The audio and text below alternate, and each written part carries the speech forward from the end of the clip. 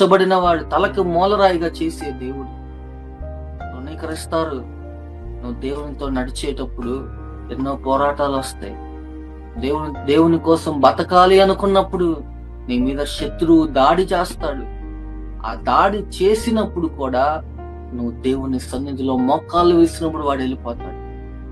ఎందుకంటే మోకాలు వేయటం నీకొచ్చు, సాతానుడికి రాదు.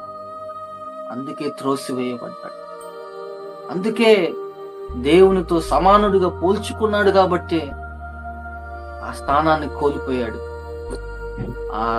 ఆ పడిపోయిన కెరూబులకి, ఆ పడిపోయిన దూతల సైన్యానికి ఉన్న ఆ స్థలము మన కోసం దేవుడు కేటాయించాడు. నా బిడ్డలు, నా రూపంలో చేయబడిన నా పిల్లలు నా రాజ్యంలో ఉండాలని ఆయన కోరుకుంటున్నాడు. ఆ విధంగా మనం దేవుని సన్నిధిలో, ఆయన పరిశుద్ధుడు కనుక మనం కూడా పరిశుద్ధంగా జీవించాలని కోరుతున్నాం. దేవునికి మాటకి లోబడి జీవిద్దామండి.